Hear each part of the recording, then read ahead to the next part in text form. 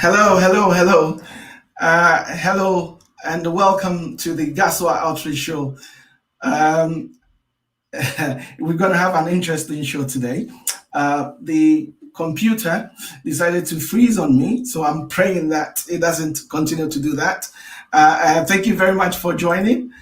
Tonight, already we have people who have joined already. Loretta, thank you very much for joining, and thank you. I'm sweating like a pregnant fish because my computer decided to freeze just about the time we're about to start. But I know that God is in control. Yes. Please pray for us. Pray for us. We need all your prayers tonight. Um, Jemima, thank you very much for joining and pray for us because it is interesting. We'll be right back, and I pray that everything is going to agree and work with us. So hold on for a second for us. We'll be right back.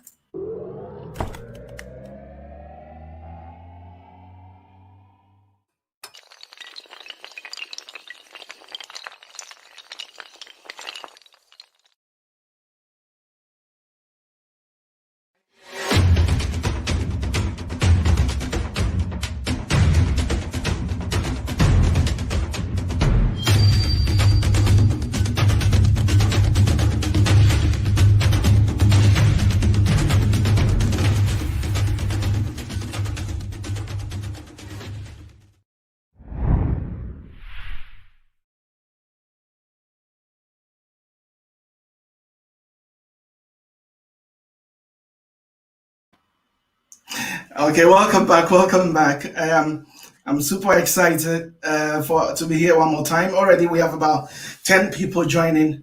Today's topic, boy, man, has generated so much interest, and it's going to be phenomenal. I cannot believe the number of people who've been texting and ready, and I believe that the women are ready to slaughter us. But hey, we are here to learn, and that is why we've brought you this topic. Already, I can see a number of people who are joining. Thank you very much, Madam Tina Latifa Jones, for joining. We are very grateful for you joining. Already, we've welcomed Jemima and Loretta for joining. And please, when you come, leave us a comment. Leave us a comment. And share it with your friends. As we always say, please invite friends and family to come and join this discussion because tonight's discussion is going to be wonderful, wonderful indeed. We have assembled a lot of people, and as we always do here, we are very interactive. So when you come on, please, be interactive. Share your comments, share your views about what is going to be discussed. You know what? I am so happy. I'm so happy because I promised you guys that we're going to have a co-host. And finally, our co-host is here. Madam Ophelia Akwaba. Yeah, near Kweku, necessary. Oh, Charlie, me want for me, Papa. I can see that Kweku. My computer just broke. But we are very excited to have you here. Kweku. Super excited to be here. Hello for to everyone who's already joined us. I can't see you, but I'm sure Kweku has mentioned a few names, so I'm so super excited to be here.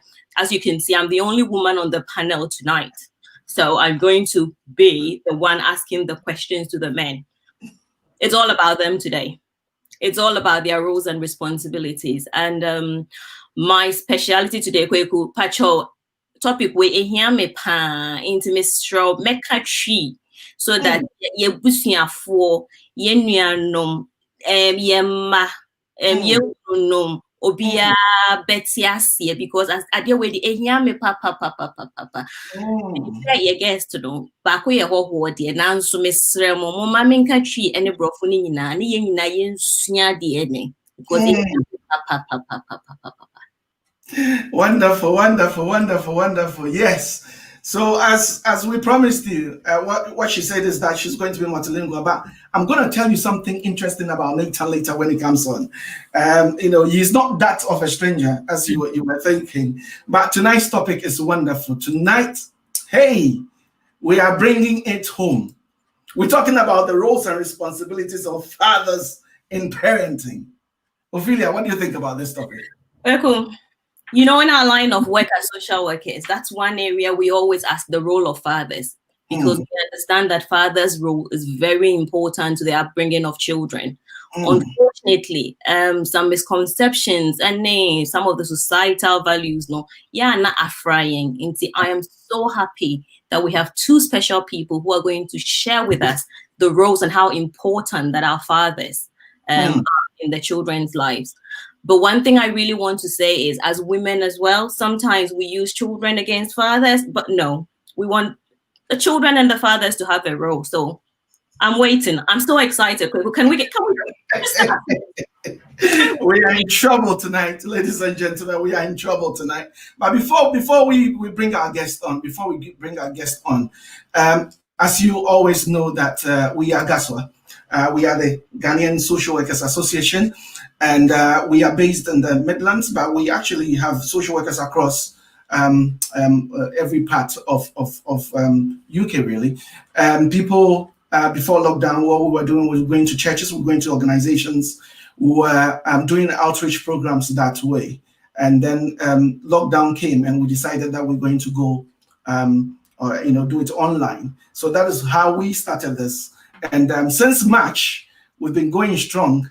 We've been presenting programs every other week, and that is why we are here. Please, when you can, please share the links, invite people to come and join, because as we said, tonight's topic promises to be very, very, very interesting. So send in your questions as well, please. Definitely. And already, Ophelia, a lot of people are joining. Great. We have Reese. Reese happens to be in charge of the students and newly qualified in GASWA. She's saying hello to us. Irene is already there. She's saying, hi, Irene. That's my niece. Hello, darling. So family and friends are joining. Share. We have Madame Latifa Johnson saying, we are all behind you, Ophelia. Oh, my days. What about us, the men? We are behind you, men. We are. And Jemima is also saying that we've got your back, Ophelia. Boy, we are in trouble today. Irene is saying that I love the tree translation interpretation into English. And Gillian is here, and she's saying, and yes, Irene, yes, family and friends are joining. Wonderful. Can I just say one thing? I think you forgot to mention that behind the scenes, as well as doing outreach, we also offer specialist support to people, advice. We've been doing that every day, helping people whose children, every single day, and educating our Ghanaian community, as well as just providing just basic advice if you need anything to do with social work, to do with advice around social services, and everything else to do with child protection matters, adult protection matters, mental health protection matters. We are on hand to help.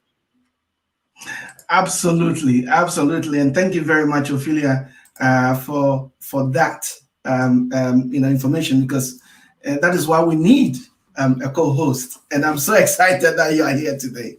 So before we bring on our guest, we'll be right back.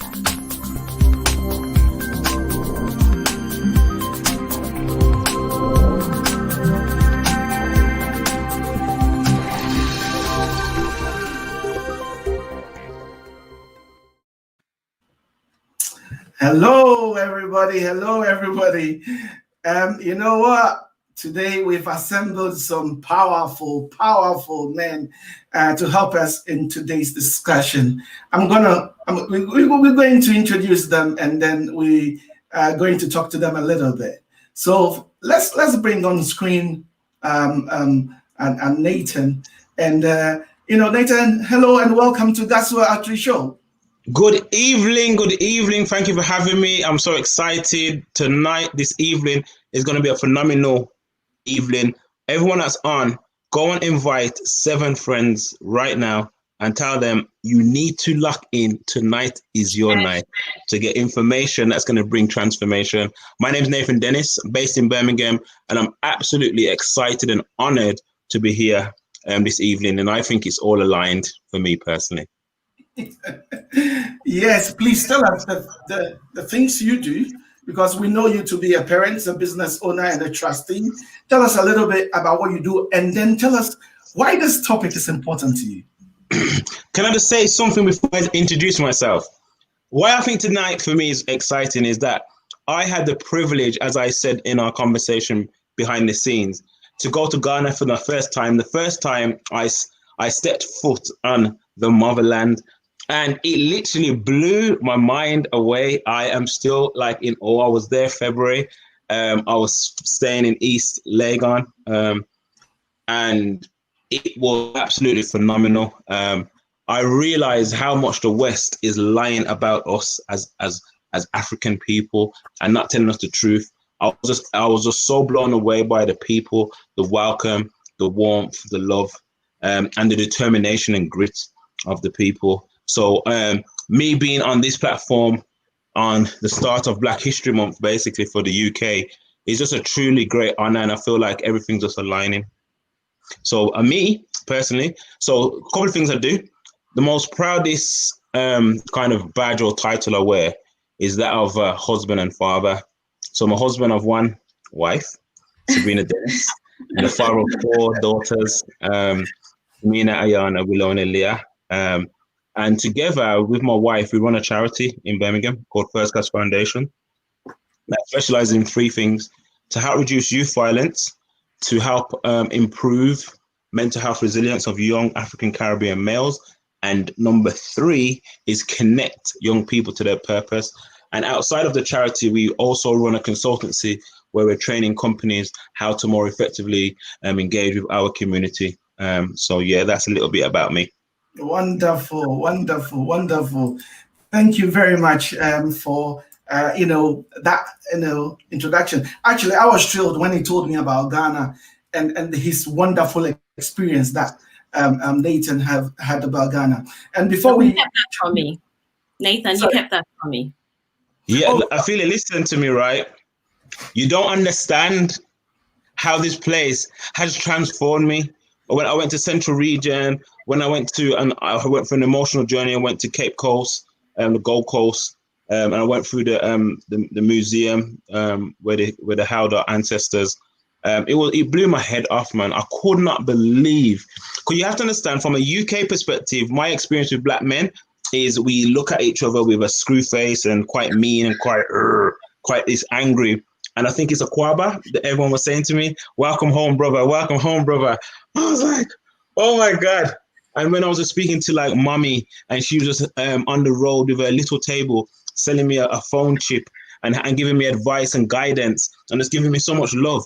I was just like, I'm just throwing away my CDs like, who can I bless? Who can I help? And just to understand how much we're being put under an illusion here in the UK, because I was fed information of Africa of just everyone's just starving and, everyone's in. I didn't realize we had like big Accra Mall and, just listen, I'll talk about that. I don't want to, I would die. You see, if you make my passion come out for Ghana, I will take over the show with that, I am transformed. I went to the bars, I went to restaurants, I experienced nightlife, I went to the churches, I went to Dr. Mensah Uttable's church. It's something like 1,000, 2,000 seater auditorium.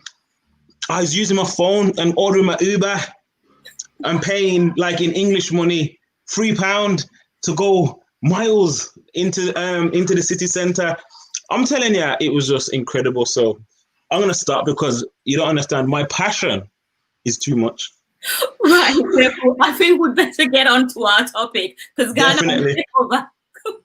Let's go to Mr. Osei. Absolutely, absolutely. We're going to go right on to Mr. Andrew Osei. Hello, sir.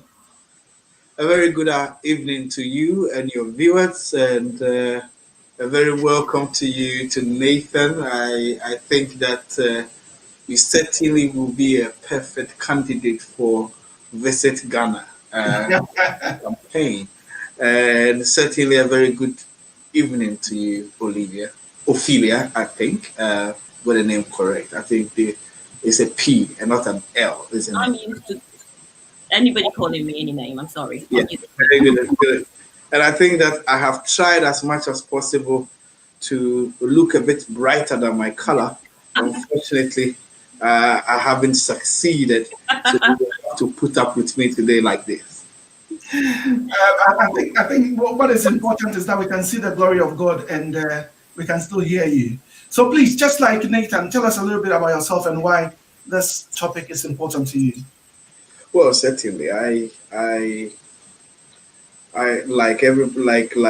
Nathan mentioned, I'm also a father. I'm not as ambitious as Nathan, so I'm a father of two, not four, a boy and a girl, a 15-year-old and a 9-year-old. So first and foremost, it's an opportunity for me not only to share, but also to learn from others about what it is and how it means to be a parent. It's a role that you never actually get the badge. You continuously learn and then write exams, pass exam of it at home, in the streets, in the community. And when you feel that you are passing, your children feel you woefully.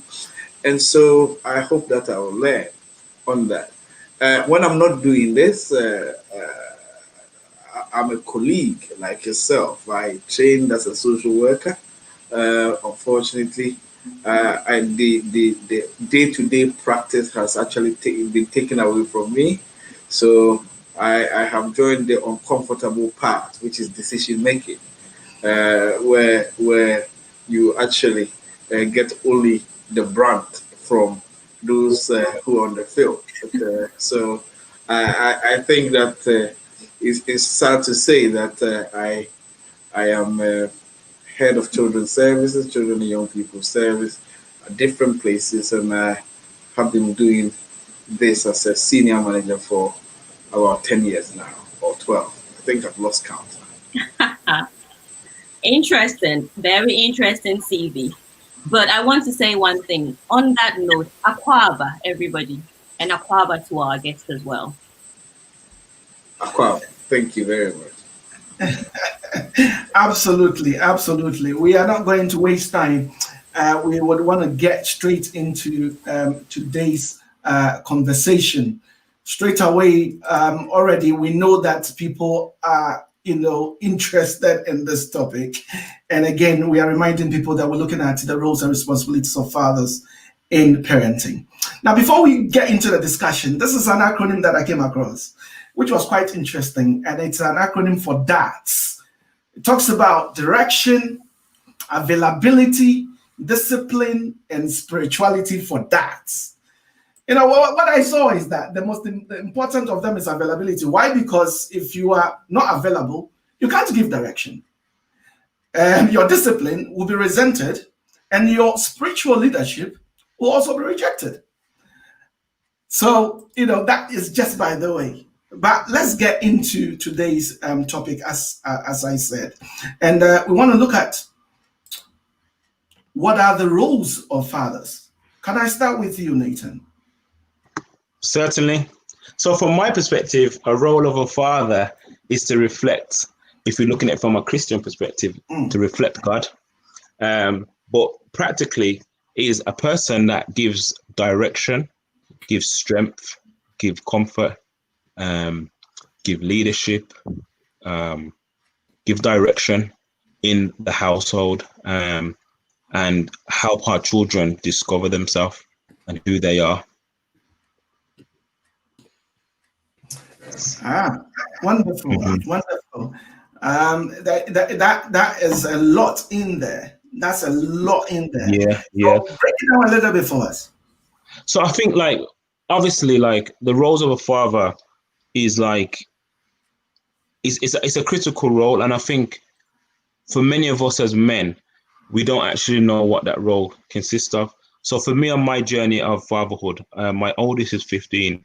My youngest is 6 years old, all girls. And very early on in my journey, I realized that I didn't actually know what my role was to be. So when I was going to be a father for the first time, I was literally terrified. I was quite confused. I didn't know what to do. At first, I thought that my role was just to be a provider in terms of finances. But when I started to read two books that really had a profound effect on my thinking, was around a first book that I read was He Motions by T.D. Jakes, or Bishop T.D. Jakes, I should say, and another book called Maximizing Manhood by Dr. Edwin Cole. And I remember reading in He Motion about this story about imagining a young boy who grows up without a father, who never gets to see a man go in front of the mirror and shave and watch his father shave. So he was kind of giving this metaphor to say, if a young boy doesn't see or grow up seeing his father shave, how would he know what to do? So one of the things is we first have to role model the very thing that we're trying to portray. So if we're trying to role model fathers, for many of us, it's hard because we don't have good practice of fatherhood, or we have certain cultural differences in terms of how fathers act and behave. So some fathers just believe that their position is just to provide finances and they think that job is done. But I am learning, especially as a father of daughters, that I need to be there to listen.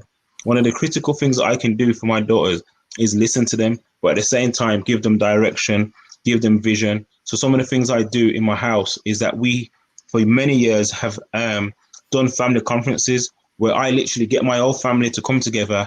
I sit down with them. I share the vision for the year. I give the year a theme. I share our finances. When we've been in debt, I've shared, this is how much debt we've got.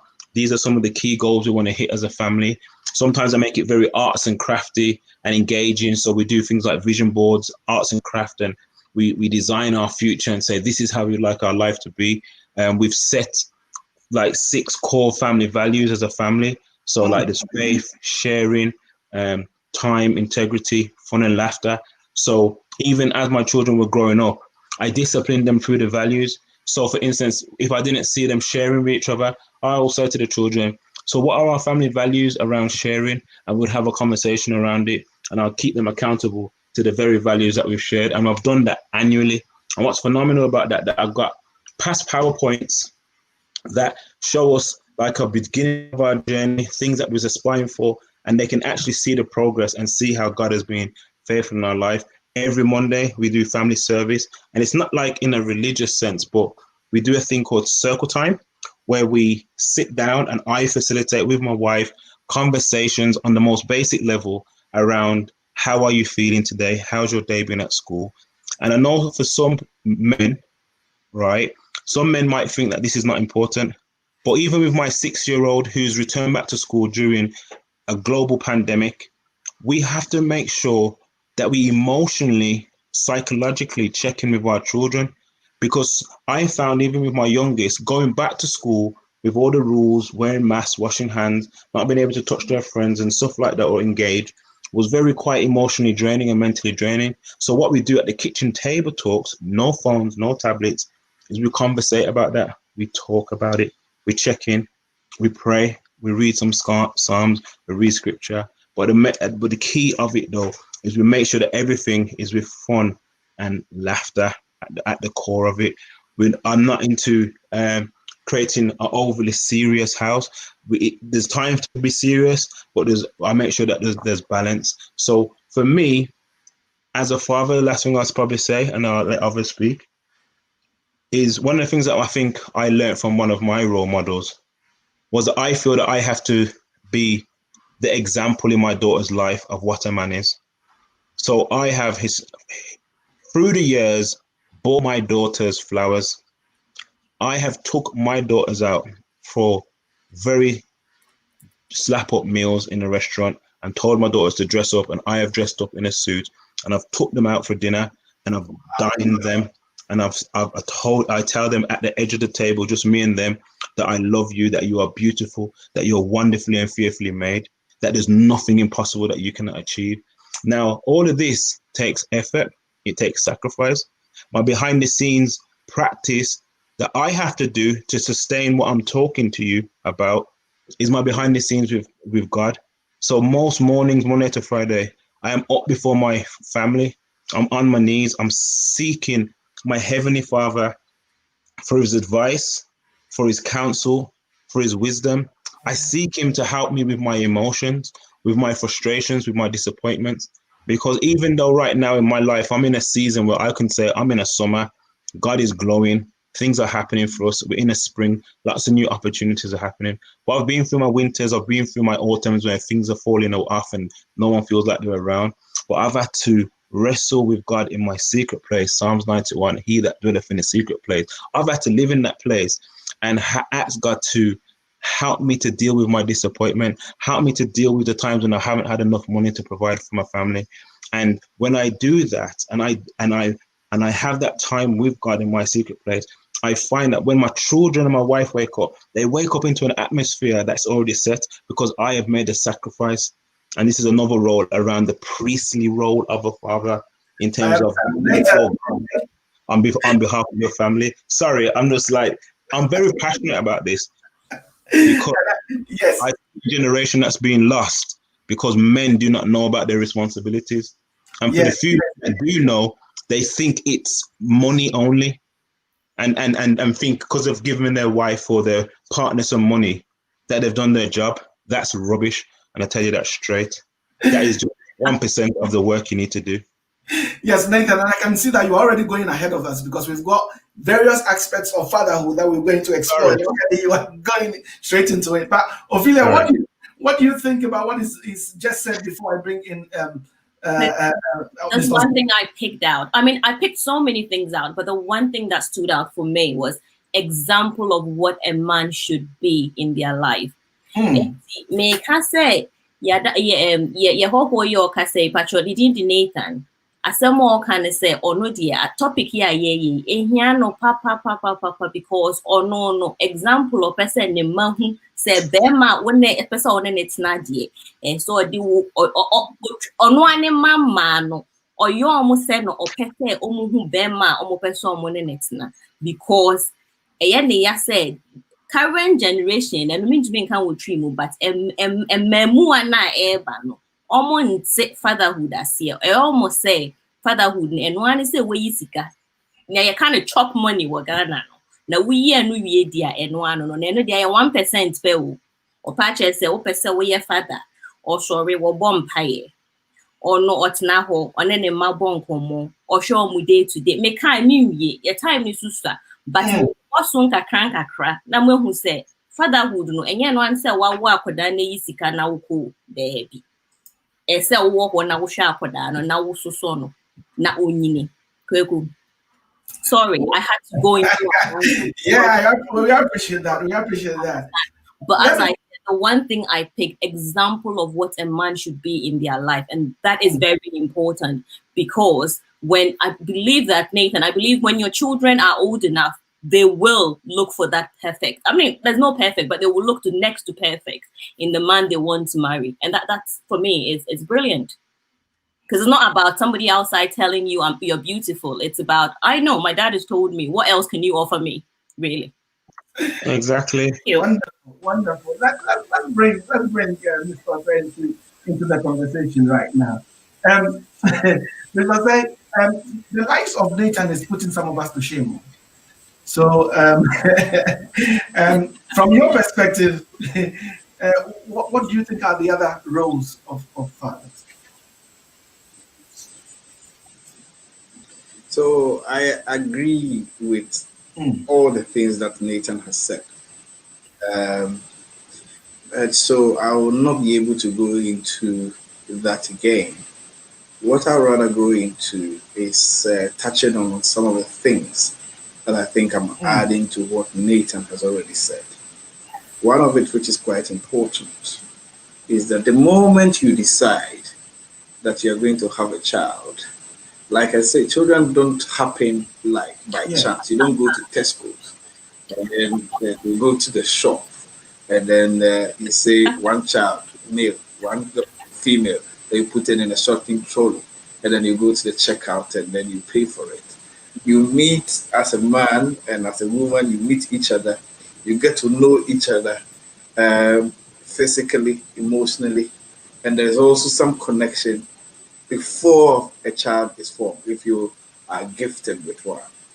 And then for during that period, you certainly will know your strength as a person, an individual, and areas that you will need to be strengthened or supported.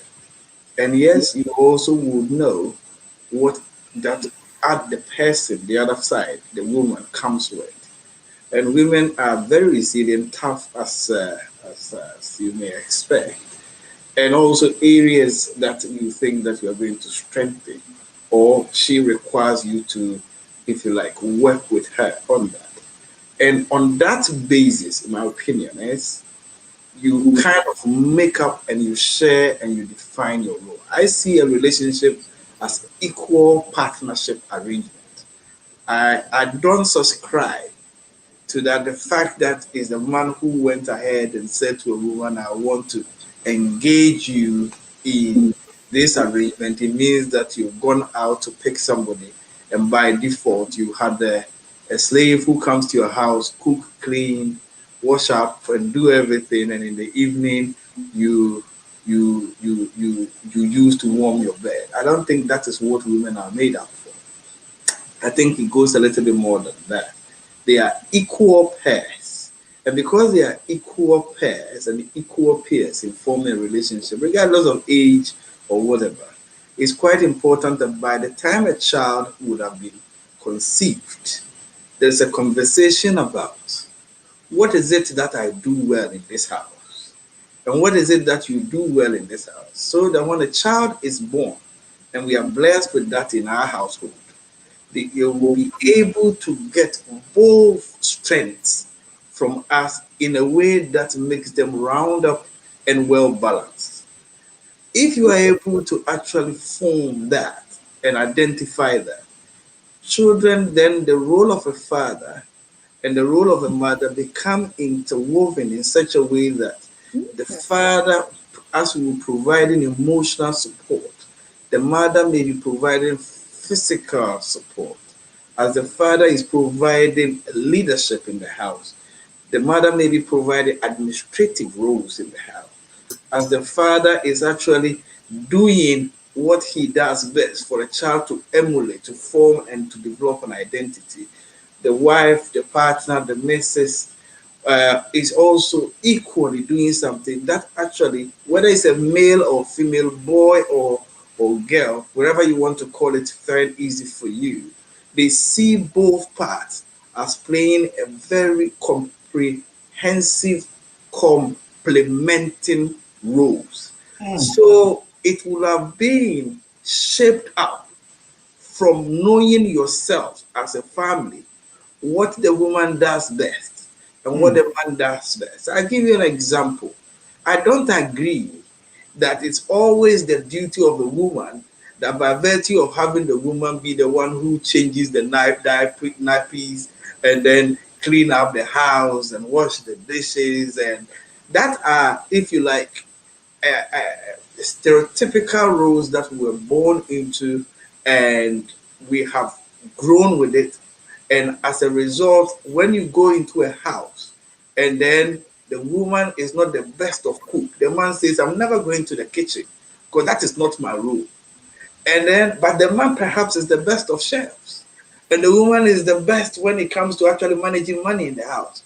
What is it that we have boxed ourselves terribly, religiously, into stereotypes that a man should be doing this and a woman should be doing that? Whereas a family is a unit that everybody plays an integral part, like system, to drive an important, God-fearing, strength, spirit, enabling environment where children thrive.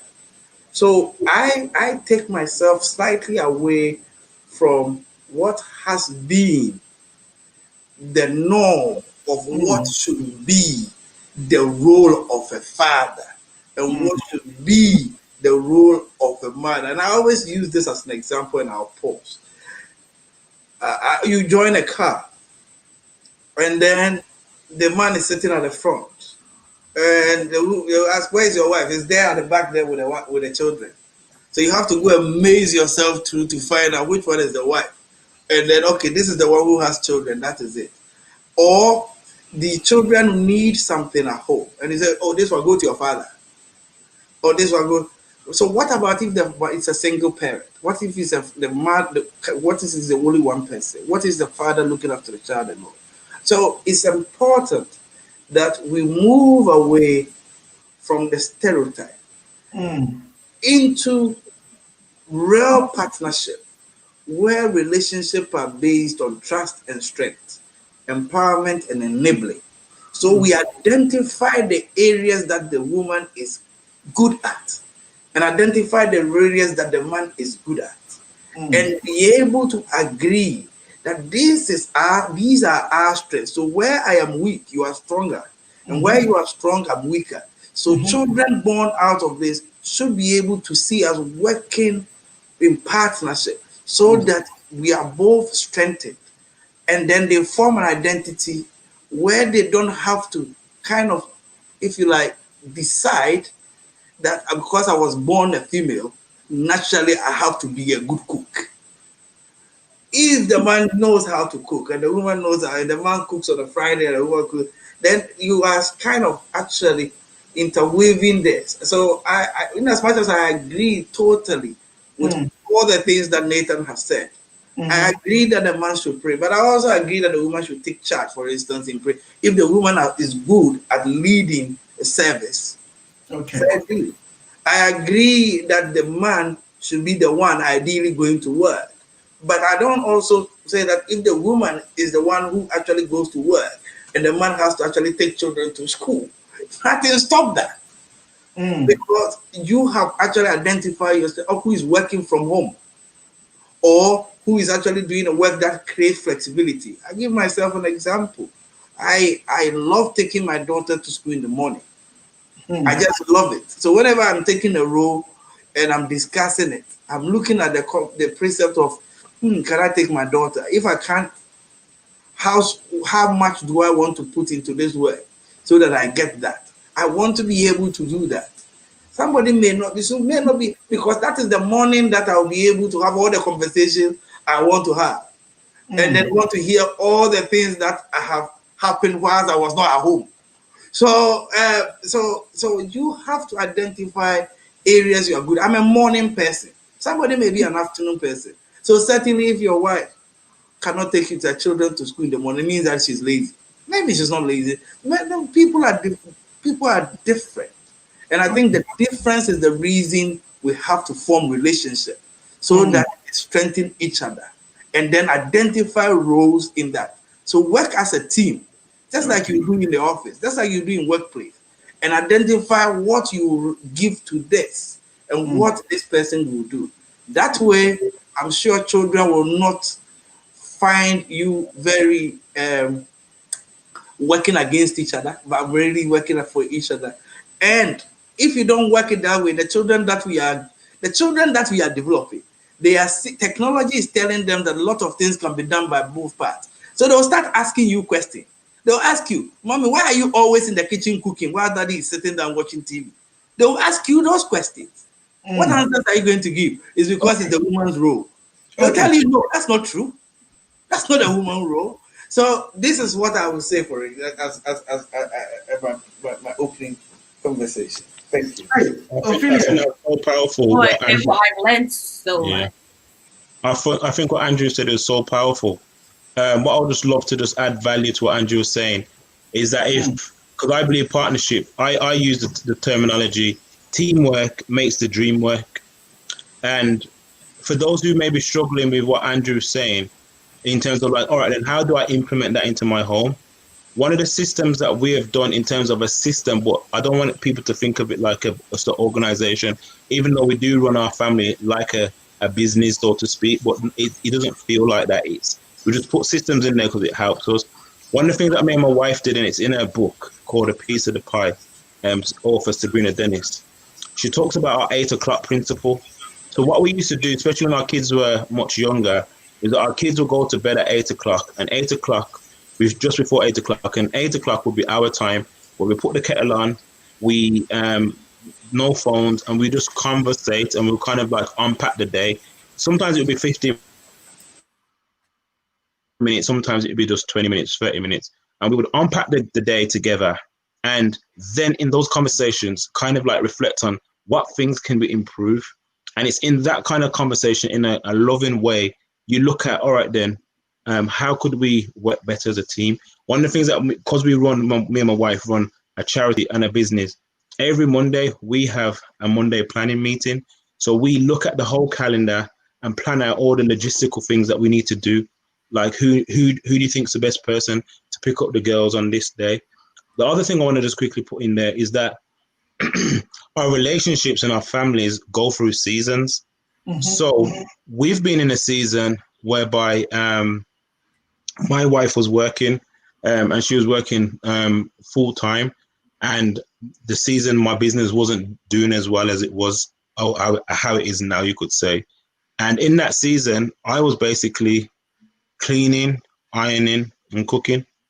That's all I was doing, and looking after my children in that season. But that was okay. At first, I was wrestling with it because I thought I should be out there providing. But I realized that the season had changed. And sometimes it's just about knowing what season you're in as a family and how you're going to work and navigate that season. Wow. I don't think you can have like defined rules that are just forever. So imagine if you got married and then you're at the altar, or in the honeymoon, you're saying, well, you're going to do all the cooking for the rest of our life and you're going to do all the hoovering.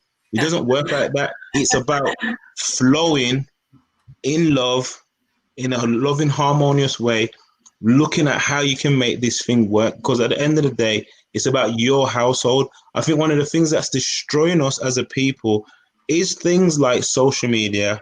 Because what's happening, Andrew, and our guests that are listening, is that too many people are watching other people, and you're seeing the picture, the edited version of what looks like, oh, it looks like perfection. Like if I show you this image, can I just show you this screen quickly?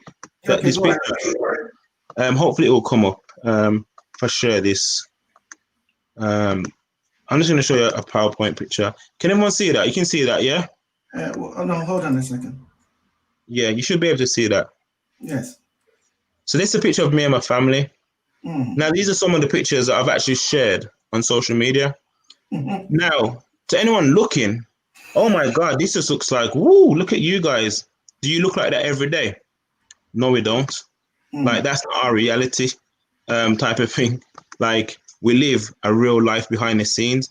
And I think that people see people's picture on social media or whatever they see on TV and think it's perfection and don't understand that it's actually hard work, a lot of decisions, a lot of sacrifice and stuff that happens behind the scenes. Okay. So that's fine. Listen, let's bring our viewers into the conversation a little bit. Ophelia, do you see the comments that are coming? Well, some of the comments, people. Gillian says, I am learning. Gillian, I'm with you on that one. Kweku, are you learning? Well, I mean, they're putting me to shame. The way they are describing things. I just wanted to hear that. I want to find out what planet they came from. Because the things they are doing. Can we clone the two of them? I mean, make a few more of them, because I'm sure a lot of the girls out there would be thinking the same. But anyway, Mami Inshiraba Mensma says, awesome speakers. We are learning a lot from both of you. Thanks for sharing. Andrew, people agree with you. That partnership, I think that's something that's really missing. Do you know what? I grew up thinking the man is the head and the woman is, I don't know whether it's the branch or the follower, but that word partnership is very modern. Thank you. I've learned today. Let's go through some of the comments very quickly. And there are a lot. And I want to also welcome those who are watching us. I can see Trudy has finally joined us. Trudy is our super #1 fan. She always needs to get mentioned. Trudy, without fail, from day one, she's always been here. So Trudy, I'll call back to you too. Now, people are agreeing. They say excellent, words of wisdom. The equality is, it's very important. We agree with that. And, and Nathan is thanking people, and that is his Instagram.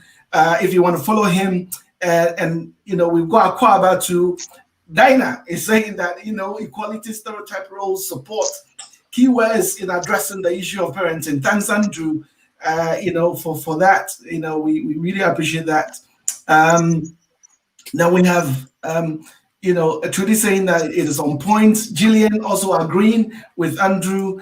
People are agreeing with both of you. There are so many wonderful comments that are coming through. What's happened to Ophelia? Ophelia has disappeared for a second. Okay, you're back. All right. Yes. So really important questions. But I want to go to this. I want to go to this. Now let's look at some of these things, because Ophelia was talking about some of the things that we grew up with.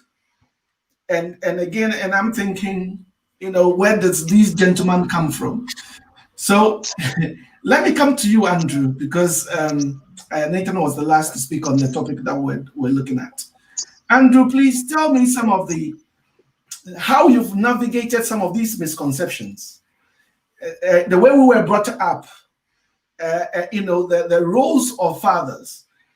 Tell me some of these misconceptions and how you are navigating them. Thank you.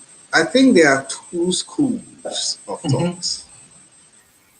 The first one is the patriarchal conversation that actually has taken, because we are a very masculine society, a lot of things we have come to know it as it is. And when you have attempted to ask why that is, you are told that has been the order, so stay with it. Now, it so happened that it's so masculine that I can talk about Ghana, for instance. Okay, so let me take it with Ghana. They say that it's supposed to always be the man holding the cutlass while the woman is carrying the basket. And when you ask the person, where did that come from? They'll tell you, that's how we grew up to come and see. It has been. So for me, I did a little bit anthropological research a bit. Whilst I did sociology of Ghana. And so in my first degree, I was trying to understand. And actually, I realized that that's not true, It has never been the case that the women were supposed to be carrying anything. In fact, there are forebears in Ghana treated women like queens. They stayed at home. We go and bring everything, and then we give it to them, and then they would decide. They would decide how we have to actually spend those things at home. So Betia, says, if you want wisdom, go and ask the old lady. Have they ever heard that if you want wisdom, go and ask the old man before? Even if you go to the traditional home, it's women who install kings and queen. So when a king dies, they go and ask a woman. There's a woman who actually install. So it means that because we just wanted to turn the tables and suppress them a bit, we decided that this is your rule. As for you, when we are talking, don't come. And we will decide. And I think it has been something that it's grown over time. We've normalized it, and that is the case. You'll be surprised to know that many years ago, when we were counting slaves, even women are not taken off as part of it. But you see, whether you like it or not, we have these, I'm afraid, these lies have come to stay with us, and we think that it's cultural. It isn't. Now, people also say, oh, it's biblical. Oh, because in Bible, the man's supposed to be this, the whatever it is. And you ask them, and then they will quickly take you to Paul's writings, to either the Hebrews or to Philippines and things like that. And then I go back, and if you want to look at theology, Paul was just speaking about the people by their cultures. But really, if you want to look at it from the concept of religion, whether it's the Old Testament or in the New Testament, in the Old Testament, you had judges who were female, Deborah, other people. So they led Israelites to go to war. If you look at the New Testament and you look at the teachings of Christ, he spent time with women in their houses and said that you shouldn't actually treat women like anyhow. So you ask, is it the cultural part that we like because it perpetuates or we enjoy it? Or we actually are talking about what is in the Bible? So I think the word misconception is true. truism. It's that because for a man, it makes us feel better to be seen to be ahead and in front. We will want to perpetuate that. And of course, nowadays, like I always say, that women didn't have to fight back. Like, we have boxed women to ahead that we have to be a women feminist and fight back. Women have always been ahead. Only so what the opposite is what is true is men who are trying to pull women back. So women have always been ahead, and that is why when you want to install a king, you have to go and talk to the Ohima or the queen. The kingmakers. They make the king. So, but truth to be told, this is where the society has taken us.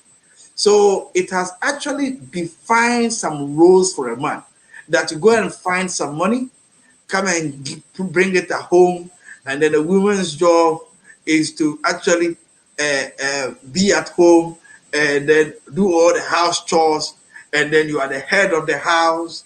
If you talk, the women have to just obey, and also we fashioned it in such a way that even when we introduced education in our part of the world, we didn't want women to go to school because we didn't want them anywhere enlightened. But truth is that however we have tried to suppress it, it actually has bounced back stronger and stronger.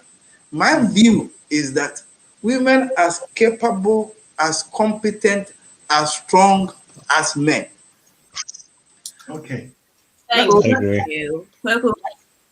Can I jump in? Can I chime in with something regarding misconceptions and abuse within fatherhood?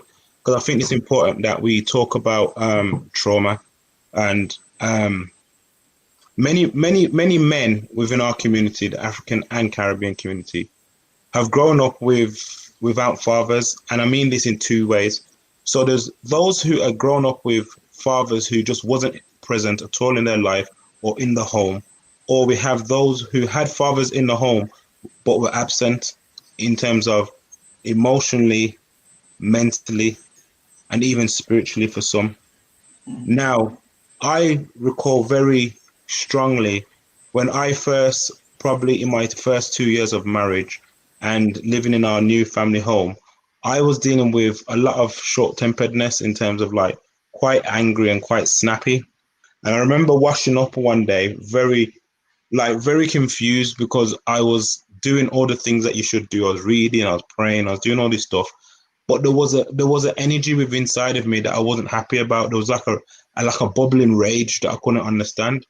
And I remember like washing up, and I literally said a prayer out to God, and I said, God, what is my problem, and what is wrong with me? Why am I so short? And I heard very clearly,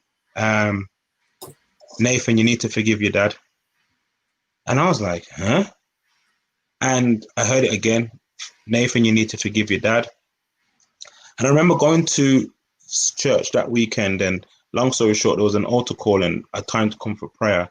And I remember like feeling this energy and this surge to forgive my father. And I remember being at the altar, and I was crying like a newborn baby, literally crying out, screaming with all this pain coming out of me. And I was literally like proper ugly crying. And after I came out of this experience, I was like saying to God, what was that about? And there was like, God was revealing to me that there was so much disappointment that I had when I was growing up from my father that I didn't realize was still there, and that I needed to let go of it. And God was showing me that this anger and this kind of trauma that was inside of me was going to take control of me and consume me and start to affect my household. So it was almost like a cancer of my heart that I had to pull out. Then it was like God healed my heart, and I was able to operate with a different kind of spirit and energy. And I feel that there's many men walking around with undiagnosed trauma, hurt, and pain. And there's a saying that says, hurt people hurt people. So if you are hurting, but you don't know that you're hurting from a psychological and subconsciousness level, you can lead your house from a position of anger and pain, and you don't even realize it, because in your mind, you think this is normal. This is what a man's doing. I need to be firm. I need to be this. And actually, is that, if you're coming from a Christian perspective, is that truly the love of God? Is that truly the peace of Christ? When God talks about the fruit of the Spirit, do we display that? And that's why it's so important when we, if for those who use scripture as part of their life, where it talks about examine yourself to see if you're still in the faith, we have to do that daily. It says die daily. It's going to say offer your body as a living sacrifice. So what I know is that there's many men that are hurt. When you look at the mental health statistics from a mental health perspective with African Caribbean males, and it talks about the risk factors, there are about 7 significant risk factors that affect Black men growing up in the UK. Poverty is one. Living in unsecure housing, the experience and wear and tear of racism, living in unsafe neighborhoods. There's all of these things that are like layers upon layers that are on men.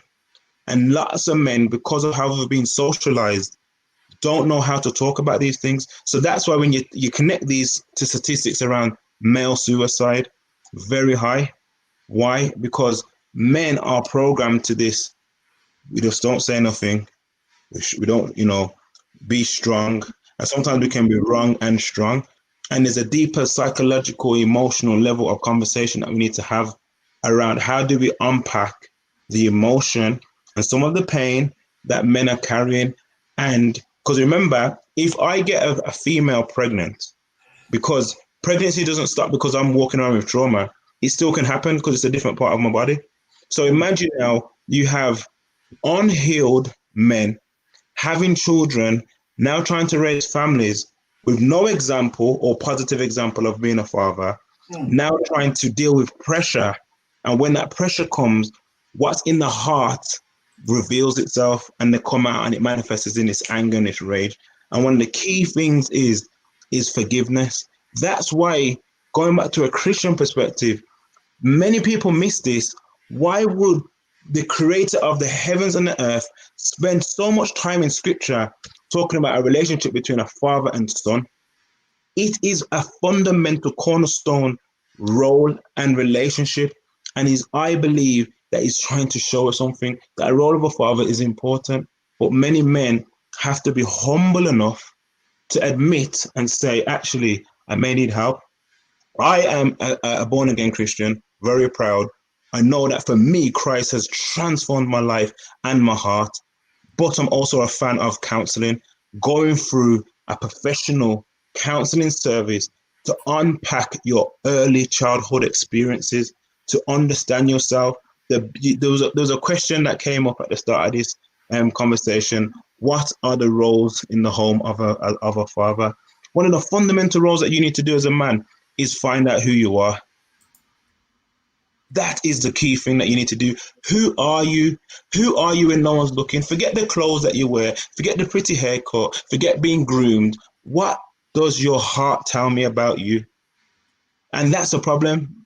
We have this fake veneer of godliness or Christianity or whatever it is. And many men are behind closed doors, abusing and controlling women because they're broken and they haven't allowed God to heal them. But I'm saying, even if you struggle with the concept of a heavenly father, I am saying go before professional counselors and unpack your early childhood experiences. There's a thing called attachment theory.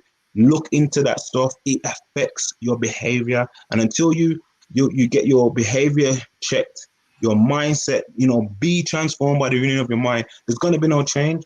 There's the amount of books I have read because I was so afraid to be a father, because most of the men that I seen in my community was crap examples of fathers. I see many men outside bookies. I see many men outside pubs and being like not being a good example of being a father. So I was seeking answers like a missile, and I found books like Maximizing Manhood, Sexual Integrity by Dr. Edwin Cole, one of the most fundamental books a man should read to understand about the addiction of sex and how sex and having multiple partners can mess you up as a man.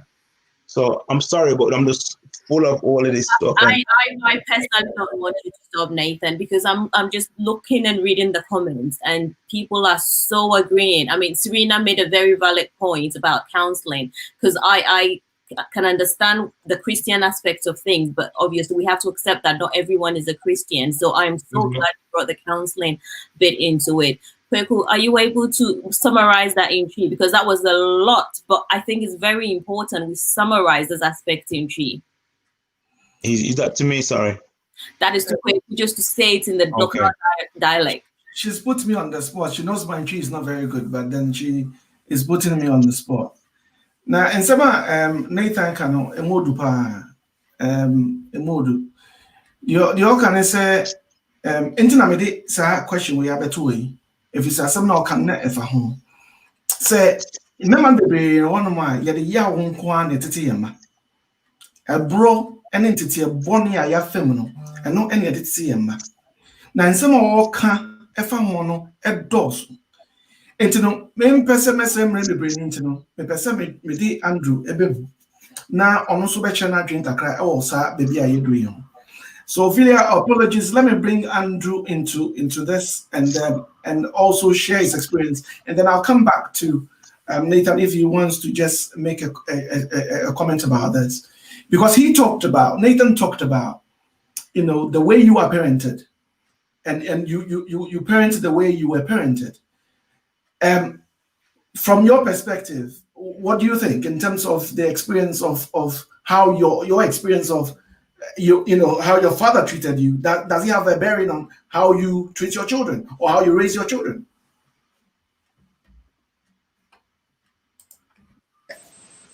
First and foremost, I grew up in a very much of a science house.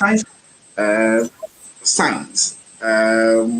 So my father's scientist, my family members are all scientists, things like that. And ideally, I'm sure that growing up, I was very good at science. So it was natural that, I'm just giving you that example. It was natural that your parents, your father will expect that you are going to carry the, what do you call it? The generation or whatever. I said to my father that, look, I don't want to do anything to do with science. And I'm sure for him, may well be, he would have been surprised. But he said, what do you want to do? And I said, well, I haven't thought about it yet, but certainly it's not going to be science. That you see anything but science.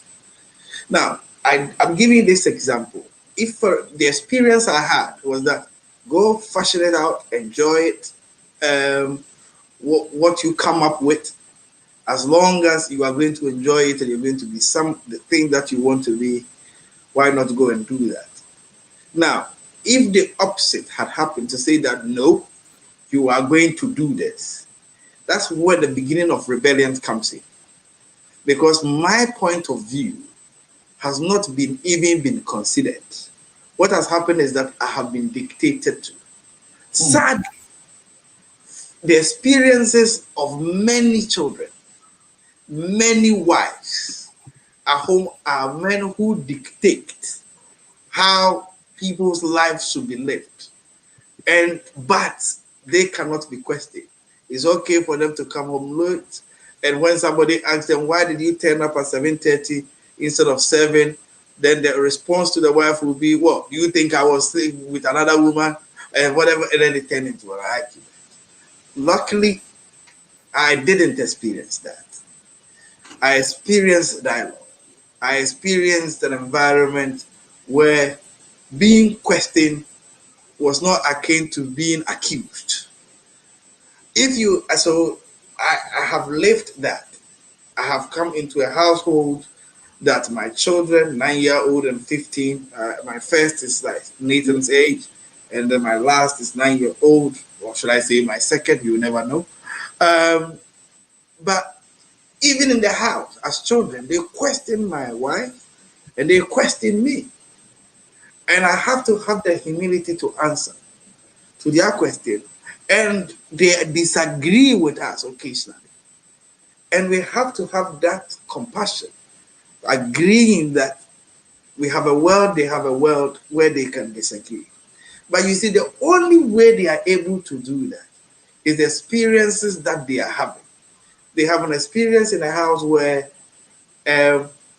we don't, I'm coming to think if there is such a thing that you are always going to agree in a home.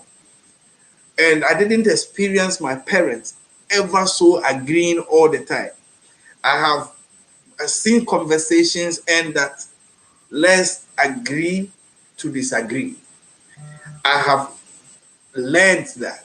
I have expressed and experimented that.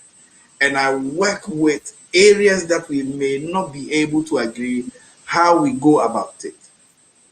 But also, those experiences may not necessarily be enough. What is key is also appreciating that however it is and wherever you are an individual. And so is the other person. Something that I learned very much in the house I grew up from. So we are 4 siblings, and my wife, my father, and my late mother, blessed memory. It was always, what do you also think? A question. There wasn't that this is the decision. So anything that comes up was conversational, where everybody's views were equally important. Be as it may not even be accepted. It was listened to. And when those views are not going to be taken, you were clearly told why those views are not going to be taken. Now, the danger and the difficulty is that we don't have such patience anymore. A lot of things has made it so. We are going around a society where we are forever be chasing something. Whatever we are chasing, I don't know. It could be money, it could be jobs. We don't have time. We don't like Nathan said that there's a period of unwinding. We don't have time for that.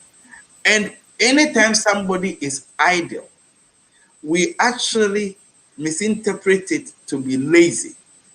Sadly, it happens more men than women, that they will point finger at a woman to say you are lazy, when they are just having a me time or having an hour of not doing anything, reflecting and being whatever. Maybe the man's me time will be different. Again, my experience of that growing up meant that there will always be me time period for people. And so when people are having their own time, they don't want to be disturbed. It doesn't necessarily mean that you are not loved anymore, or it doesn't mean that you are not important anymore. So it means that you have to give the person the opportunity to go through whatever they are going through, and then when they want to talk, they talk. People grieve differently. Nathan talked about grieving in a different way, that the way that they were grieving was living with pain and want to hurt. Somebody will live in grieving that I want to be isolated. Somebody will be grieving in a way that, well, I want to have multiple partners and actually express myself. Now, you have to be able to understand those things and be able to work through it and discuss it. Now, I conclude by saying quite simply, certainly if you are a man and you don't want to be in your child's life, okay, then it questions why you donated that sperm in the first place. Because like I started my conversation, children are not born from Tesco's. You don't go to Tesco's and pick them and put them in a basket. Certainly, you would have had an intercourse with a woman and have left something there that have actually fertilized an egg to become a child. So if you're living in a society like Britain and you think that, oh, the state will look after those children, therefore I don't need to be in the life of that, it questions your being as a person. The same applies to women. For a woman whose intention is just to have children meaninglessly, so that it benefits them, i.e., whether or not they are going to use it to get social housing or whatever it is, it's synonymous to actually not putting commitment to what it is for a child to grow in a loving and a stable family environment. Okay. The other bit is that there are also those that are already in a relationship that they are tired of that relationship, for want of a better word. And because of that, it develops hate. And sorry, I think that my house has gone haywire with phones. So you may have to take it away from me and I'll come back. Yes. Very cool. I have just one question. I Yes. think it was meant for Andrew, but obviously he's got a call. Nathan, maybe you can help me here. But in terms of what Nathan was just talking about, for me, I think the key, we've heard that the way you're parenting and sometimes the way you're not parenting, obviously, there's that, what you were talking about, the trauma that is there. How do they break the cycle? The little men coming up, the little young ones, how do we break that cycle? Because we can't keep having it over and over again. We are looking at positive fatherhood here. So how, I know from the Christian aspects, but in terms of everyday life, how do they break the cycle apart from Christianity counseling? Is there any other way?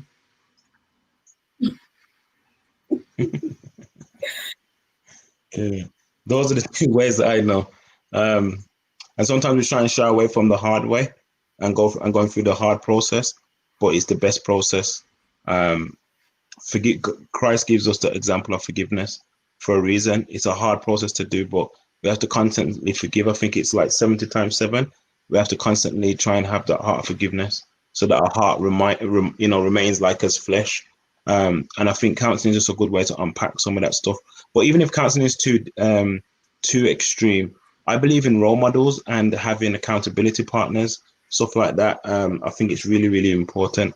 But yeah, I really encourage people to just read up on attachment theory, because attachment theory is so powerful in terms of understanding how, like, if your early childhood attachments and relationships are affected, how it can affect your future relationships if you're not aware of it.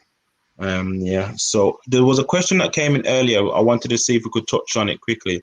I think it was a gentleman that was asking, what happens in your household when, like, I believe your wife and your children have different kind of ambitions, I believe. I think that was the question. All I would say to that is that it's important to celebrate that and to just be a support. I know that from my household, my wife's gone through different seasons where she was like a stay-at-home mother. Obviously, we've got 4 children. And then there was a season where I see God doing a massive shift where she started to really get a download for a book, and she's offered her first book, A Piece of the Pie. Now, me and Sabrina talked about that, because we kind of said, like, how would you feel if I was started to be the person that was more known or had a higher kind of public profile? You know, how would you deal with that? Would you get jealous or would you feel away? And I kind of like didn't answer the question straight away because I wanted to be honest in that question, because I was used to just being like the main person that people would see. My wife's kind of behind the scenes, and that's kind of switched where my wife's really, her profile's raising, especially with the book launch and stuff like that, and different things that she's doing. So I would just say that our job is not to dictate or control the purpose that God has put in our wives or on our children's life. Our job is just to facilitate that and to, like, basically help them to manifest that, really. So that's my perspective. But sometimes the truth of the matter is, because I want to just get real for a minute and just move away from a kind of line that's going on. I want to talk to the people, right, that are not Christian and maybe listening to this, and forget, and it doesn't matter if you're Christian, not Christian. Here's the harsh reality. Domestic violence is very high. This is facts. And we need to be able to take that time to understand what is it in a man's mind. And it's not even just physical abuse. It's the psychological and emotional abuse. And we have to find methods to understand why this notion of why do hurt people? Why do, for some men, feel that they have the right to lay hands on God's beautiful creation, our queens? Who do you think you are? Like, what? Why is it that you can't control your emotions? Why are you losing so much control that you have to get physical? Why do you feel inferior? There's some men that control their wife and to the point in terms of what they dress. They get insecure if their wife's looking, I dare use the word sexy or looking attractive. I want to control and say, you know, put on clothes. Why are you so, as a man, I'm talking to you men, why are you so insecure? Why can't she wear that dress that she wants to wear? Why can't she look how she wants to look? Don't you trust her? Or is it that you don't trust yourself? And these are the things that we need to have, is real dialogue with men, because there's some men that are just hiding behind, I don't know what they're hiding behind, but someone needs to have the conversation, because the statistics are not good. Even though there are great examples out there, but I do think there's a place. It may not be tonight, because obviously we won't have enough time to unpack it, but there is a place where we have to unpack some of the not so pleasant things that are happening within our community, and our women that are feeling isolated, feeling afraid and controlled, and that needs to be broken. Absolutely. Before you touch on this, because we want to move on, and I want to bring Andrew into the conversation to talk about this next bit about the pressures and the expectations on fathers and how it affects the role of fatherhood. But I wanted you to touch on briefly onto the comment that was made earlier on. It was a great comment about those who don't have any fathers in their lives, and how they, what, you know, because if we learning from the fathers that we have, if you are fatherless, what are your options? So touch on it briefly before I bring Andrew in to come and talk about the pressures and the societal expectations. Well, could you mean if you're fatherless in terms of father dead or father walked away or just fatherlessness? Absolutely. It could be all the other, I'll say situations where you don't have a father in your life. Okay. Would you like me to touch on that, sir? Yes, please, quickly, and then we'll bring. Just quickly, I just think you can take role models. I think in a new, what we're having is a digital revolution. You can find role models, positive role models, through just clicking on YouTube, checking out our TED Talks, it doesn't have to just be preachers, finding people who you aspire to be like, read biographies of men, do research, ask questions of other men. One of the things that I done was just ask many questions of men that are around me and saying, like, how did you do, or what would you do, or if you could turn back the time, what would you have done differently? I think it's about us being proactive and us asking those questions. One of the best questions I think there is out there for men to ask is to ask other men is, what advice would you give to your younger self? What would you have told your 15-year-old self? Or what would you have done differently? And I think when you ask other men those type of questions, you can find clues through their stories. Well, I know we're pressed for time, but Nathan, there are a lot of single women out there bringing up male men, like no boys. What would be your advice to them? Because these boys are not old enough to start reading. So what would you tell them to help them bring up the boys differently from what they are experiencing? What you have to try and do, and I know finances is sometimes a big challenge for our community, but you have to try and get them into as much extracurricular activity as possible. Things like sports, martial arts, boxing, football. Sports is so important because it helps you to release testosterone and stress and energy. Also is to try and connect them to mentors and really research vigorously for projects that you can connect them into.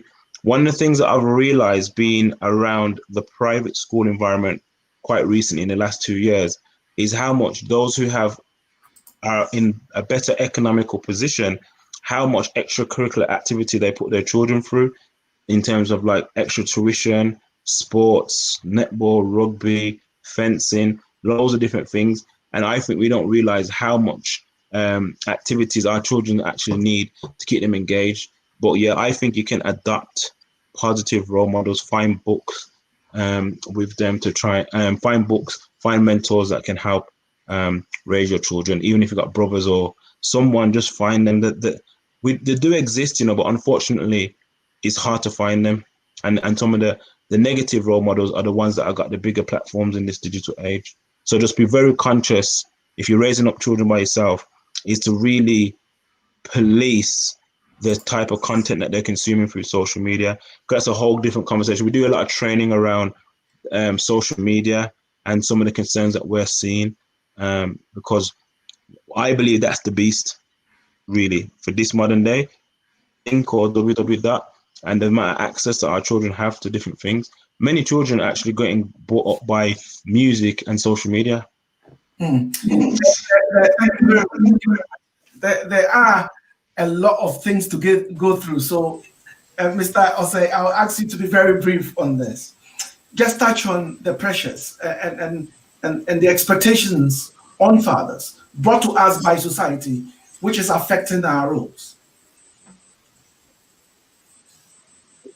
Well, I think that the pressures are in many kinds and many forms.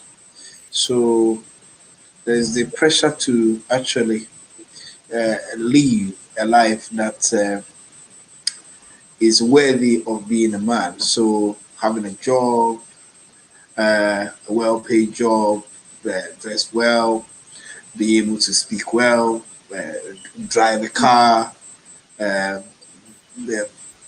respond to certain situations.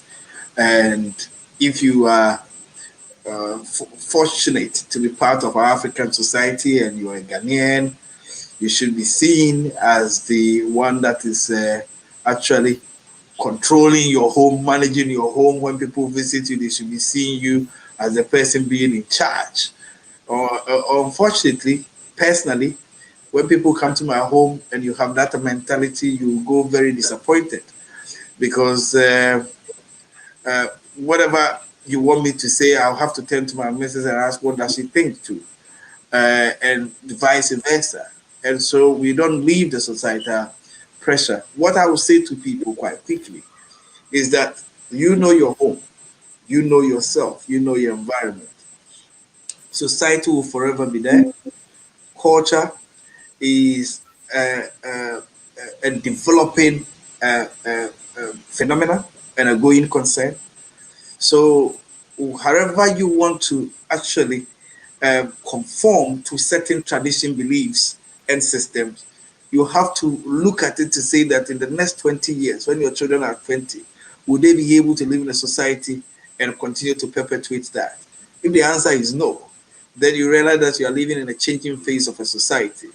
I think that there is also pressure on men to be around more to support their partners more, which is a good pressure. That's the good one. So society is now actually going through the dynamics of change. It's saying that men's role is not always out and the women's role is always indoors.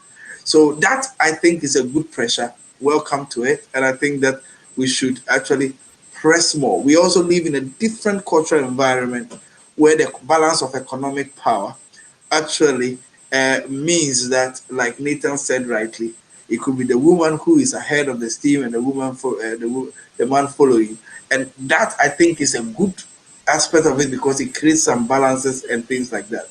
I rather will end on this as to say that the undetected or the undiagnosed pressure that we have to focus on, that is my opinion, the ability to live a life at home. That if you have a male child, for instance, and you are a boy, you are a man, your male child will not say that to hell with getting married. Or if you have a daughter, your daughter will look at you and say that to hell to getting married. That is to say, if the boy sees constant engagement that is unhealthy, there is no motivation or encouragement or empowerment for him or her to live a life to feel that I'll get to a stage and I have to form a union with somebody. Now, that means that if there's pressure on them from society to identify themselves with a woman, they will certainly will find a woman, and then they will unleash the negative energy that they have learned at home in there, and the relationship will, and the opposite also works for women.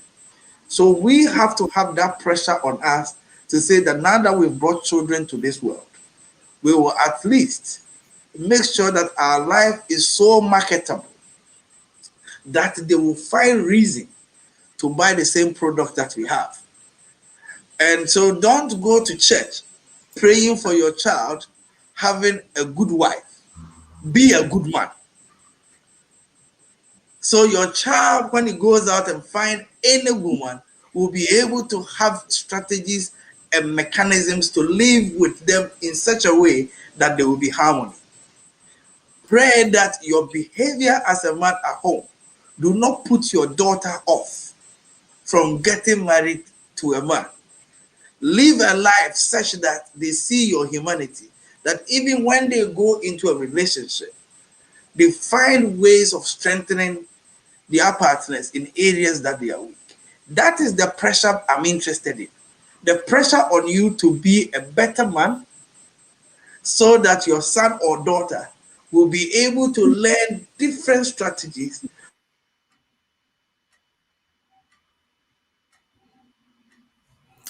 Oh, is he frozen? Mr. Rose, Black Rose says, good talk, lead by example to what Andrew has just said. That sums it all.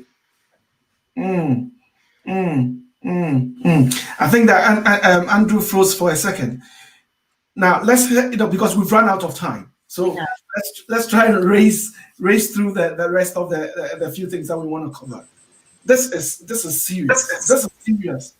This is absolutely serious. And the reason why I'm saying this is that before I bring you in quickly, you see, I came across some really frightening statistics that said that, and actually it was from Pastor James Merritt, who reports that fatherless children are 100 to 200% more likely to experience emotional and behavioral problems, twice as likely to use drugs and alcohol, more likely to become sexually active at an early age. Over 50% of teens who attempt suicide come from single parent homes.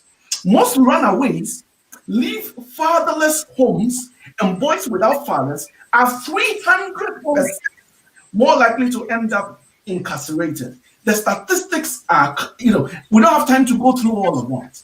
So I want to bring you in quickly, Nathan, if you can unmute yourself, and then touch on some of these consequences of fathers being absent away from homes.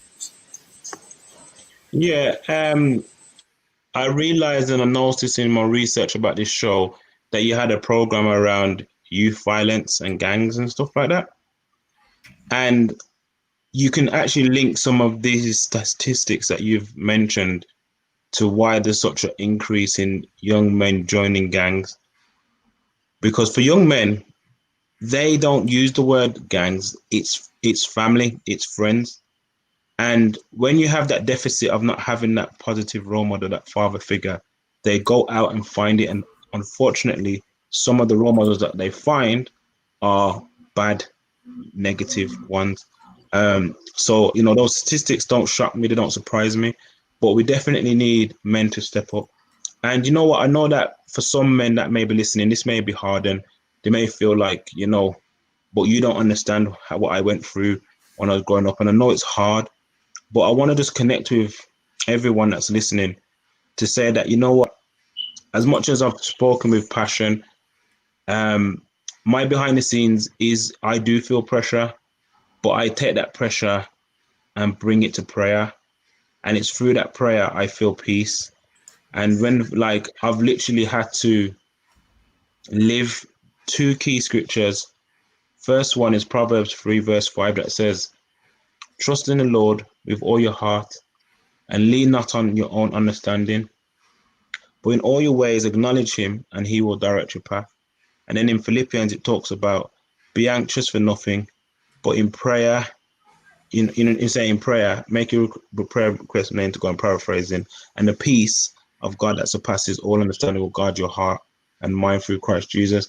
And I'm kind of, because time's out, I'm kind of want to end on that perspective, that there's hope in Christ, there's hope in God, there's hope in education, there's hope in information.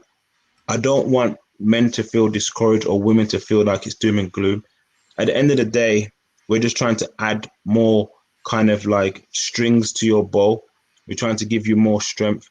We know that, you know what, we're living in a very challenging society and a challenging time, but I don't want men to be feeling discouraged. It's just making those slight adjustments every day to improve your practice, to just be better, be the best that you can be. Gandhi said this saying that I love: be the change you want to see in this world. And that's what I want to say as my kind of final quote, because I know that time's gone and I want to respect people's time on a Friday evening. But yeah, like, I'm here. If you want to connect with me, my charity website is firstclassfoundation.org. I use social media quite a lot: Twitter, Justin Dennis; Instagram, Just N Dennis. Just connect with us. I want to thank you guys for putting this platform on. And I know time's gone, and you can feel the energy, you can feel how deep this topic is, and you might need a part 2. The truth of the matter is, I think so. yeah, because it's that deep. And I wanted to salute my fellow colleague Andrew. Thank you for sharing your thoughts and opinions and perspectives. You know what? It's hard work. I don't want no one to misunderstand my passion, to think that life is easy for me. Like, behind the scenes, Andrew will tell you, there's a lot of sacrifice. We are living almost like Christ-like lives behind the scenes. We've had to give up our own life to live for our children. When my first daughter was born, there was a lot of things I gave up in my life to live for my children. But I've seen the fruit of that. So listen, nothing that you do in Christ can be wasted. And I hope that has encouraged someone this tonight. Absolutely. And you've got in less than a minute to sum up some of the consequences and also your final thoughts. So, opportunities to spend quality time with your children as a father. My simple advice is that make yourself available at home.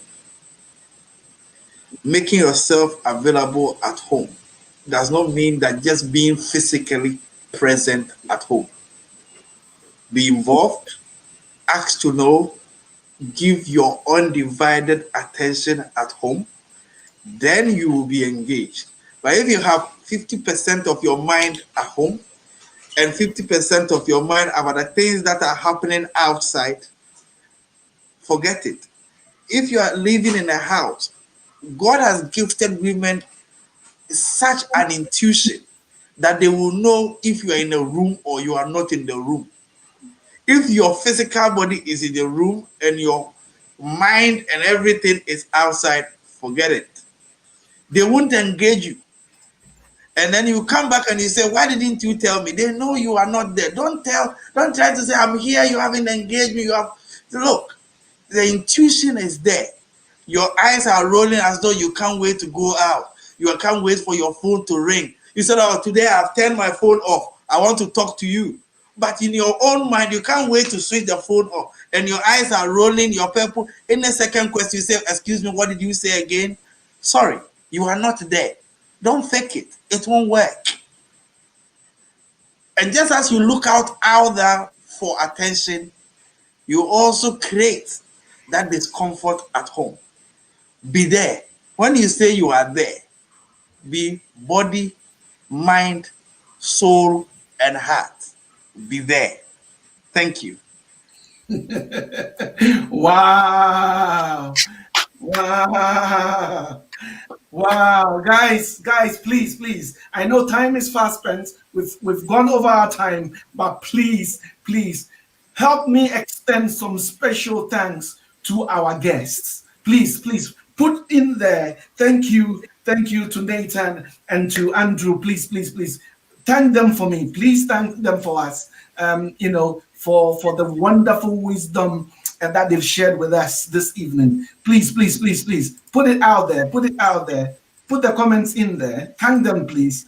Let them know that we love them and we appreciate them on the Gaswa Outreach Show, that we love them. Please put the comments in there and let's thank them. Let's thank them because they've been absolutely wonderful. Yes. Please put the comments in there. Oh yes. Put the comments in there, please. And let's thank them. Because they've been absolutely, oh yes, I agree, so resourceful, Thank you so much. Put the comments in there. Oh, amazing. Amazing is the comment there. Thank you so much, our outreach lead, for those comments. Oh, Esther is also saying that thank you so much. They all agree. Black Rose agrees. Again, Afua agrees. Oh, yes, Reese, yes, it's coming through, yes. Jillian, yes. Mami and Joa, thank you so much. Yes, wonderful. Wow, what good You comment. see the love, Martin. I just think it's clear the love is deep. Everyone is feeling it, and Thank you, everyone, man. We appreciate you as well for listening. Thank you so very much. Yeah, thank you, everyone. God Thank bless you. you. Let's say goodbye to our guest. Goodbye, Andrew. Goodbye. Goodbye. And then let's say goodbye to Nathan. Thank you very much and goodbye. Goodbye. Yes. Thank you so very much. And goodbye. Please, now let's turn our attention to this wonderful woman here. Please. My pleasure. Co-host for today. I love every minute. Come on, please. Show her some love. Show her some love. Show Madame Ophelia some love. Please, show her some love. She's been absolutely excellent. She's been wonderful today. Please show her some love. Show Ophelia some love. Yes. She's been absolutely brilliant as a co-host. I promised you that yes, you are the best. Yes, Oprah Winfrey has nothing on Ophelia. Oprah Winfrey, watch out. Yes. Yes. Look, you did it. Yes, well done. You look at the comments that are coming through. Yes, absolutely.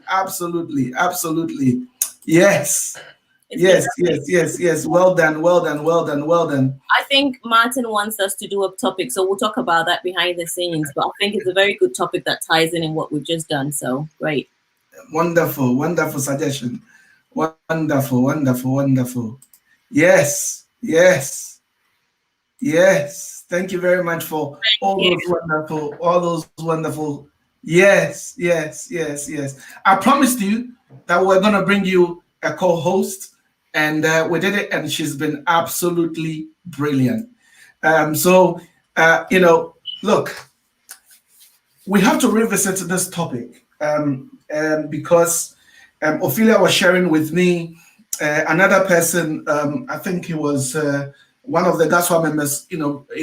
Was sharing. I think there was another person from the outreach team that was saying this, that we need to go back to the issue of domestic abuse. And tonight, actually, Nathan talked about it, and a lot of people talked about domestic abuse. And the reason is that not too long ago, there was a Ghanaian pastor who threatened to kill his wife. And we don't know what the background is. Most of us don't know what the issues were. And he actually carried out the act by shooting her about 7 times.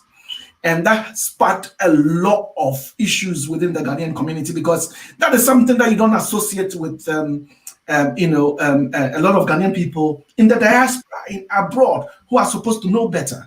But because of the importance of that, in a fortnight, we would be coming back to talk about the issue of domestic abuse, and it's not going to be any easy. We're going to come with another co-host. And we are going to treat that topic because we think it's important. Ophelia, tell me your views about that before we wrap up. My views about domestic violence, Kweku. Yes. Is that what you? Yes. Oh, Kweku, I think the topic you just touched on is one that's very dear to my heart. Apart from the pastor that killed a wife, I mean, that was extreme, but it so happened that at that same particular time, I was dealing with a similar case here. I mean, that case is a bit on the news because it's a pastor, but this is everyday living for some women. I mean, I can't remember the statistics on top of my head, but it appears that almost every single day a woman loses her life to domestic violence. And unfortunately now it's even gone from women to men. So it's both ways. And I just think that our children are really caught up in, you know, the fight, the argument, the shouting, and we've just talked about the role parenting has on children. So if we want to break my favorite word, the cycle, then obviously we need to talk about the impact of domestic violence on us and our children. Absolutely. Absolutely. Thank you very much. Yes, Madam Latifa Jones is asking us to talk about mental health. Mr. Dumenya, your time is up. Yes, that is the topic that we've already discussed.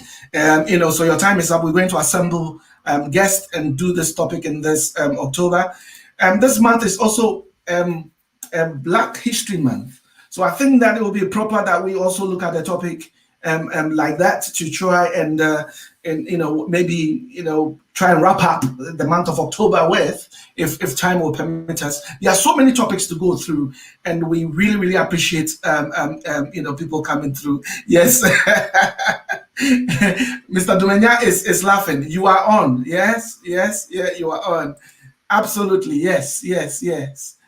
Yes, indeed, it is a cancer in our society. Yes. And then the pastor shooting, it was extreme. Yes, it is a real issue. So we're going to look at that. So sorry that we've taken a little bit of your time, but we want to say thank you very much. And before we go, as usual, we want to remind people about who we are, that we are the Ghanaian Social Workers Association.